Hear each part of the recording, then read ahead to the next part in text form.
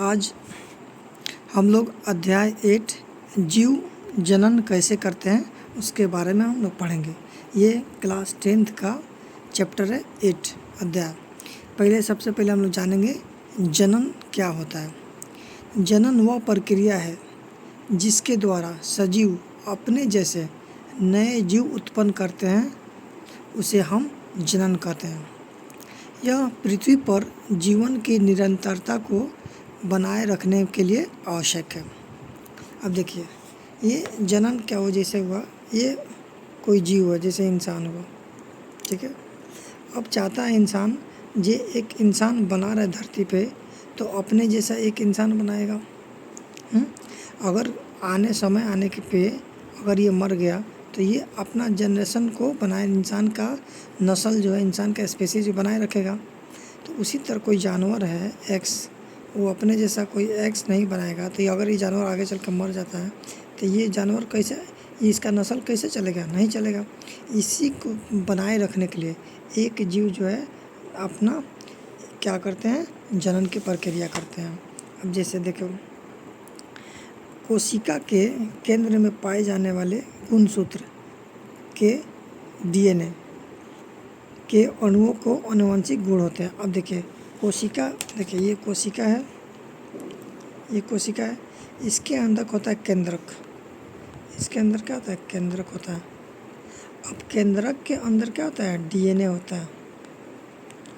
वो डीएनए में सारा क्वालिटी होता है। डीएनए को हम गार्जियन हो गया पूरा, पहले केंद्रक था गार्जियन और सेल कोशिका का। अब डीएनए में सारा वो क्वालिटी होता है जो एक स्पेसीज का सारा कैरेक्टर, जैसे इंसान है तो इंसान का सारा कैरेक्टर उसके नेक्स्ट जनरेशन में पहुंचाने में का सारा इन्फॉर्मेशन इसके पास रहता है। हाथ पैर नाक जितने भी कैरेक्टर हैं सब जो है इंसानी की तरह हो, तो इसका सारा इन्फॉर्मेशन किसके अंदर होता है? डीएनए के अंदर होता है। तो डीएनए का फुल फॉर्म क्या है? Deoxyribo nucleic acid. अब देखिए डीएनए क्या प्रतिकृति बनाता है, यानी अपना रेप्लिकेशन करता है, कॉपी बनाता है, कोशिका बनाता है, इससे कोशिकाओं में विभिन्नता होती है। अब देखिए ये क्या करता है, अपना जब रेप्लिकेशन करता है ना, तो इससे क्या होता है, कोशिका में विभिन्नता पैदा होती है। कैसे? देखिए ये डीएनए है, मान लीजिए पिता का कोशिका है, ठीक है, उसके अंदर डीएनए है। अब वो क्या, डीएनए प्रतिकृति बनाया, तो कैसे? देखिए ये ब्लू रंग का है, और जब अपना कॉपी किया, रेप्लिकेशन किया, तो एक लाल रंग का आ गया साथ में, फिर एक ये ब्लू रंग का है। अब देखिए ये अलग कॉपी बनाएगा, ये अलग बनाएगा, तो ये अपना ब्लू बना, तो ये लाल रंग का आ गया। तो अब इससे ये अलग है कि नहीं? तो ये अब ये जब किसी अंडा से एग से मिलेगा तो उसमें विभिन्नता पैदा कराएगा कि नहीं? कराएगा। अब हम लोग जब सेल डिवीजन पढ़ते हैं उसमें क्रॉसिंग ओवर तो वहाँ से होता है। देखिए कैसे ये शुक्राणु बना, देखिए ये क्या हुआ, शुक्राणु बना कि नहीं? अब देखिए कैसा ये शुक्राणु हुआ, शुक्राणु का फोटो ये है। शुक्राणु के अंदर भी केंद्रक है, क्योंकि शुक्राणु भी क्या है, कोशिका है, तो कोशिका के अंदर क्या है, केंद्रक है। केंद्रक के अंदर क्या है, क्रोमोजोम है। क्रोमोजोम के अंदर क्या होता है, डीएनए होता है, ठीक है। अब ये अंडा है, उसके अंदर भी क्या है, केंद्रक है, उसके अंदर भी क्रोमोजोम है। क्रोमोजोम के अंदर क्या होगा, इसका भी डीएनए होगा। अब अंडा और शुक्राणु दोनों मिलेंगे तो क्या बनेगा, जाइगोट बनेगा। जाइगोट को हिंदी में क्या बोलते हैं, युग्मनज बोलते हैं। अब जाइगोट के अंदर भी क्या होगा, डीएनए होगा। डीएनए, अब देखिए वो जो चेंज होकर आया है, जो विभिन्नता पैदा हुई है डीएनए के रेप्लिकेशन में, जब प्रतिकृति बनाया था डीएनए तो उसमें कुछ विभिन्नता पैदा हुई थी। जब विभिन्नता पैदा हुई थी डीएनए में, तो प्रोटीन जो बनाएगा वो भी तो विभिन्न होगा हल्का सा। तो अब जो जिस प्रोटीन से शिशु का निर्माण है वो भी थोड़ा सा बदला होगा। इसीलिए एक इंसान दूसरे इंसान से एग्जैक्टली मैच नहीं करता है, थोड़ा सा वेरिएशन आ जाता है, विभिन्नता आ जाती है। अब ये विभिन्नता क्यों होती है, अब हम जानेंगे। विभिन्नता का महत्व, जीवों में विभिन्नता की ही उन्हें प्रतिकूल परिस्थितियों में बने रहने में सहायक करती है। अब देखिए अगर कोई जीव में अगर ये प्रतिकृति नहीं बना, विभिन्नता नहीं हुई, तो वो जीव आगे वाला टाइम के हिसाब से अपने आप को बदल नहीं पाएगा। तो वो क्या, विभिन्नता जरूरी है प्रतिकूल यानी ख़राब स्थिति से बचने के लिए। जैसे ठंडे पानी में पाए जाने वाले जीव परिस्थितिक ये तंत्र के अनुकूल जीवित रहते हैं। अब देखिए उदाहरण के तौर पे अगर पानी का तापमान बढ़ेगा तो जिस जीव में विभिन्नता हुई है वह जीवित रहेगा, बाकी सब मर जाएंगे, क्योंकि अचानक से गर्मी जब बढ़ेगी तो उसका अंदर का जितना बनावट है, जो भी प्रोटीन है, वो तो सिर्फ ठंडी को बर्दाश्त करता है, गर्मी को बर्दाश्त लायक नहीं है, इसीलिए वो उनमें मरने की चांसेस बढ़ जाते हैं अगर विभिन्नता नहीं हुई तो। अब देखिए प्रजनन के प्रकार। हमने तो जाना है जनन क्या होता है, जे एक अपने स्पेसीज अपने बनाए रखने के लिए वो क्या करते हैं, एक प्राणी दूसरे अपने जैसा दूसरा बनाता है, चाहे पेड़ पौधा हो, चाहे इंसान हो, चाहे जानवर हो, सब। देखिए दो तरह के होते हैं प्रजनन, एक अलैंगिक प्रजनन, एक लैंगिक प्रजनन। अलैंगिक प्रजनन का परिभाषा है एकल जीव यानी एक जीव नए जीव उत्पन्न करता है, युग्मक का निर्माण नहीं होता, यानी बिना युग्मक का निर्माण किए अपने जैसा दूसरा जीव बना देता है। उस प्रक्रिया को हम लोग क्या बोलते हैं, अलैंगिक प्रजनन। लैंगिक प्रजनन का हुआ दो एकल जीव, एक नर और एक मादा मिलकर नया जीव उत्पन्न करते हैं, जीवन उत्पन्न करते हैं, उस प्रक्रिया क्या बोलते हैं, लैंगिक प्रजनन। जैसे ये क्या हुआ, नर हुआ, ये क्या हुई, मादा हुई। दोनों जब इन दोनों का युग्मक जब मिलेगा तब क्या होगा, नया जीव उत्पन्न होगा, तो उसको क्या बोलेंगे, लैंगिक प्रजनन। लेकिन अलैंगिक में एक ही जीव बिना युग्मक का निर्माण किए दूसरा जीव बना रहा है, उस प्रक्रिया को हम लोग अलैंगिक प्रजनन बोलेंगे। देखिए युग्मक क्या है, युग्मक वह कोशिका जो मनुष्य में नए जीवन का प्रारंभ करने में मदद करता है।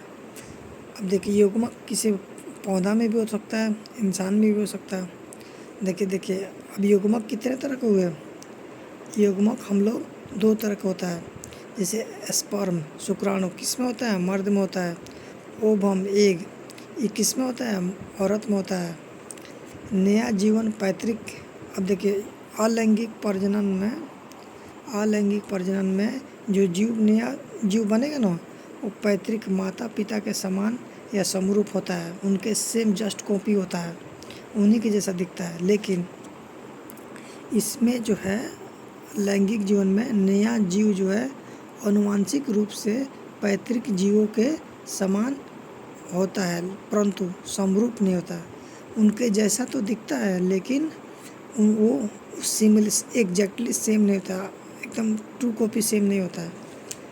प्रजाति में विभिन्नताएं उत्पन्न करने में सहायक करता है। अब जो लैंगिक प्रजनन है ना, लैंगिक प्रजनन क्या है, उसको विभिन्नता इसमें होती है, अलैंगिक में विभिन्नता नहीं होती है।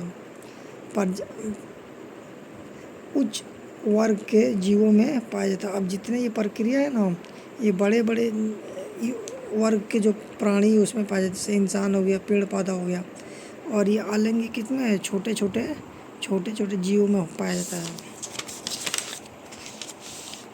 अब हम लोग पढ़ेंगे अलैंगिक प्रजनन की विधियाँ, ठीक है, अलग अलग पढ़ेंगे, लैंगिक अलैंगिक, ठीक है। देखिए अलैंगिक प्रजनन के प्रकार, विखंडन, पहला प्रकार विखंडन, फिजन मतलब टूटना। जनन की यह अलैंगिक प्रक्रिया एक कोशिकीय जीवों में होता है, जिसमें एक कोशिका दो या दो से अधिक संतति कोशिकाओं में विभाजित हो जाता है।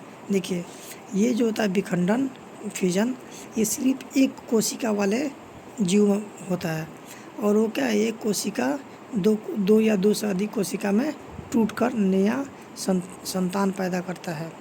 अब जैसे विखंडन के दो प्रकार होते हैं, एक द्विखंडन, एक बहुखंडन।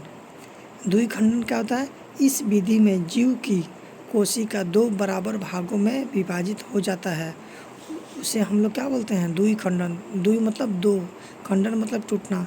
जब जो है दो बराबर हिस्सा में टूट जाता है, उस प्रक्रिया को हम लोग क्या बोलेंगे, द्विखंडन। उदाहरण के तौर पे अमीबा और लेशमानिया। अमीबा और लेशमानिया एक कोशिकीय जीव हैं। इसमें क्या है, इनकी कोशिका टूटकर दो बराबर भाग में बंट जाता है। लेशमानिया में भी ऐसा ही होता है, जैसे हम लोग अमीबा का देखते हैं, ये अमीबा है उसके अंदर केंद्रक है। अब ये उसका केंद्रक धीरे धीरे लंबा होता है, फिर और बड़ा, तो अब आगे चल के क्या है, केंद्रक बीच से टूट जाता है, तो इधर चला गया, इधर जाएगा, फिर और आगे आता है, तो ये बीच से सिकुड़ के अलग अलग हिस्सा में बदल जाता है। तो दो दो प्राणी हो गए, दो जीव हुआ कि नहीं, दो अमीबा क्या हुआ, एक अमीबा टूटकर दो अमीबा बदल गया। ये अनुकूल परिस्थिति में होता है। अब देखिए बहुखंडन, मल्टीपल फिजन। इस विधि में जीव एक साथ कई संतति कोशिकाओं में विभाजित होता है। अब इसमें क्या है, मल्टीपल माने बहुत सारा, बहु माने बहुत सारा, खंडन में टूटना। एक जीव है बहुत सारा संतान एक साथ पैदा करता है, जिसे बहुखंडन कहते हैं। उदाहरण के तौर पे मलेरिया जो बुखार कराता है ना, उसका जो पैरासाइट है, परजीवी, उसका नाम है प्लाज्मोडियम। देखिए प्लाज्मोडियम है ये पूरा, ये यहाँ से लेकर ये सब प्लाज्मोडियम। अब इसके अंदर ही क्या बहुत सारा प्लाज्मोडियम बन गया खंडन करके। अब अचानक से जब परिस्थिति आएगा, विपरीत परिस्थिति आएगा, तो ये क्या है, फट जाएगा। जब फटेगा तो बहुत सारे एक साथ, देख रहे हैं कितना सारा प्लाज्मोडियम बने, तो एक साथ बहुत सारा प्लाज्मोडियम बन जाएंगे। इस प्रक्रिया को हम क्या बोलेंगे, बहुखंडन। अब देखिए दूसरा प्रक्रिया क्या है, खंडन, फ्रेगमेंटेशन। ये भी टूटना ही होता है। इस प्रजनन विधि में सरल संरचना वाले बहुकोशिकीय जीव विकसित होकर छोटे छोटे टुकड़ों में खंडित हो जाते हैं। इसमें ध्यान रखिए, इसमें क्या है, बहुकोशिकीय जीव है खंडन में। अब विखंडन में क्या था, एकल कोशिकीय जीव। अब देखिए इसमें क्या है, इसमें प्रजनन विधि में सरल संख्या वाले बहुकोशिकीय जीव विकसित होकर छोटे छोटे टुकड़ों में खंडित हो जाते हैं। ये टुकड़े वृद्धि कर यानी बड़ा होकर नए जीव में विकसित हो जाते हैं। उदाहरण के तौर पे देखिए ये स्पाइरोगाइरा, ये स्पाइरोगाइरा है। ये क्या है, बहुकोशिकीय है ना, 1 2 3 4 5 बहुत सारा कोशिका है। ये क्या करा, बीच से टूट जाता है, और टूटा तो एक अपने जैसा नया जीव उत्पन्न कर दिया। तीसरा देखिए पुनर्जनन, रीजनरेशन का मतलब होता है टूट गया, फिर से टूटा हुआ भाग से दूसरा बन गया। जैसे पूर्णरोपण, विभेदित जीवों में अपने कायिक भाग से नए जीव के निर्माण की क्षमता होती है। देखिए अगर कायिक भाग का मतलब क्या हुआ, जैसे देखिए ये कोई जानवर है, ठीक है, हमने क्या किया, यहाँ से काट दिया, यहाँ से काट दिया, यहाँ से काट दिया, यहाँ से काट दिया। अब हर एक भाग जो है ना नया जीव बना लेगा, नया जीव, हर एक भाग क्या करेगा, नया जीव बना ला। अभी ये देख रहे हैं, तो इसी प्रोसेस को, प्रक्रिया को हम क्या बोलते हैं, पुनर्जनन, रीजनरेशन। अर्थात यदि किसी कारणवश या वजह जीव क्षत विक्षत हो जाता है अथवा कुछ टुकड़ों में टूट जाता है, तो इसके अनेक टुकड़े, जितने भी टुकड़े हुए ना, सब बड़ा होकर क्या बनेंगे, न्यू जीव में विकसित हो जाते हैं। उदाहरण के तौर पे हाइड्रा, प्लेनेरिया, ऐसे जानवर हैं जिसमें ये प्रक्रिया होती है। जैसे देखिए ये क्या है, आपको प्लेनेरिया जानवर है, ठीक है, प्लेनेरिया है, ये सब सटा हुआ है, ठीक है, लेकिन टाइम के साथ अगर ये टूट गया, 20 से 3 भाग में टूट गया, तो हर एक भाग क्या किया, नया जीव बना लिया, हर एक भाग क्या किया, नया जीव बना लिया। ये क्या है, प्लेनेरिया जानवर है। दूसरा देखिए ये है हाइड्रा, ये सब क्या है, सटा हुआ बॉडी, लेकिन क्या किसी वजह से ये सब टूट गया, तो हर एक भाग से क्या हुआ, नया हाइड्रा बन जा रहा है। तो इस प्रक्रिया क्या बोले, रीजनरेशन बोले। चौथा ये मुकुलन को क्या बोलते हैं इंग्लिश में, बर्डिंग। हाइड्रा में कोशिकाओं के नियमित विभाजन के कारण एक स्थान पर उभार विकसित हो जाता है। यह उभार मुकुल वृद्धि करता है, वह नन्हे जीव में बदल जाता है तथा पूर्ण विकसित होकर जनक से अलग होकर स्वतंत्र जीवन बन जाता है। जनन की यह प्रक्रिया मुकुलन कहलाती है।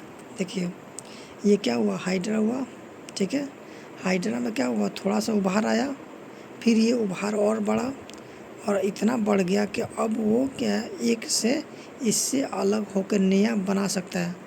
उस इस प्रक्रिया क्या बोले हम लोग, मुकुलन बोले।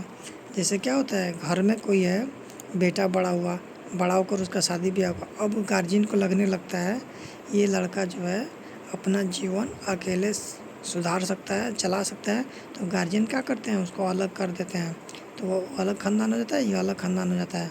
उसी तरह ये हुआ मुकुलन में होता है। अब आइए बीजाणु समासंग। कुछ जीवों में तंतुओं के सिर पर बीजाणुधानी बनती है, जिसमें बीजाणु होती हैं। बीजाणु गोल संरचनाएं होती हैं जो एक मोटी भित्ति से सुरक्षित होती है। अनुकूल परिस्थिति मिलने पर बीजाणु वृद्धि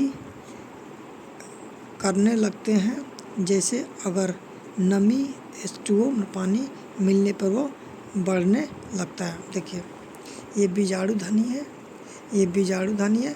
अब इसके अंदर बीजाणु बने और ये बीजाणु बने, लेकिन समय आने पे ये जब ये मैच्योर हो जाएंगे, इतने बड़े हो जाएंगे, मतलब उस लायक हो जाएंगे, फटने पे बहुत सारे सब ज़मीन पे गिर जाएंगे। ज़मीन पे क्या होगा, जब नमी मिलेगी तो ये जितने भी है ना बीजाणु, सब ये जमने लगेंगे, जम के बड़ा सा फिर से अपना पौधा बना लेंगे। ये फंगस वगैरह में होता है, ठीक है। नमी और अनुकूल परिस्थिति मिलने पर वृद्धि करने लगता है।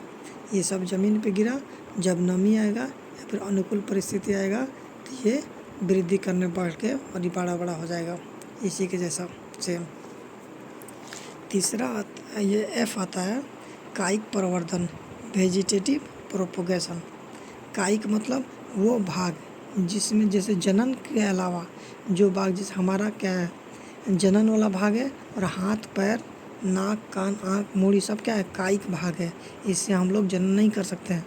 उसी तरह पौधा में भी होता है, फूल क्या है, जनन वाला भाग है, बाकी सब पार्ट क्या है, जैसे पौधों के कायिक भागों जैसे जड़, तना एवं पत्तियां से भी नए पौधे उगाए जाते हैं। जनन की इस प्रक्रिया को कायिक प्रवर्धन कहते हैं। इसमें क्या है, जो पत्ती है पूरा, ये सब जनन वाला पार्ट नहीं है, कायिक पार्ट है, लेकिन इसका भी प्रयोग करके हम लोग नया पौधा बना सकते हैं। जैसे आइए, इसमें कायिक भाग विकसित होकर नया पौधा उत्पन्न करता है। अब देखिए हम पढ़ते हैं, पौधों में दो भाग होते हैं, जैसे कायिक भाग जिसको वेजिटेटिव पार्ट बोलते हैं, जैसे जड़, देख रहे हैं, जड़ हो गया, ये तना हो गया, ये पत्ती हो गया, ठीक है। अब देखिए जड़ द्वारा कायिक प्रवर्धन। अब देखेंगे क्या, जड़ का इस्तेमाल करके हम नया पौधा कैसे बनाएंगे। जैसे गाजर और शकरकंद में क्या होता है, जड़ का इस्तेमाल करके हम लोग नया पौधा बनाते हैं। हम लोग खाते क्या हैं, जड़ खाते हैं ना, गाजर का, शकरकंद का भी जड़ खाते हैं। देखिए तना द्वारा कायिक प्रवर्धन, तना का इस्तेमाल करके हम नया पौधा कैसे बनाते हैं, जैसे आलू हो गया और अदरक हो गया। देखिए ये आलू हो गया, आलू का जो आँख वाला पार्ट है, एक्सिलरी बॉडी, उसको हम लोग काट कर इसको लगाते हैं जब ज़मीन में, तो नया पौधा बन जाता है। जैसे पत्तियों द्वारा कायिक प्रवर्धन कैसे होता है, ब्रायोफाइलम एक पौधा है जिसका पत्ती जब ज़मीन पर गिर जाता है तो उस पत्ती से क्या निकलता है, बड निकलने लगता है, नया पौधा बन जाता है। अब कृत्रिम द्वारा, ये तो क्या प्रकृति में ऐसा होता है, प्रकृति में ही होता है ना सब। जैसे गाजर प्रकृति द्वारा हुआ, तना प्रकृति द्वारा हुआ, पत्तियों से हुआ प्रकृति द्वारा।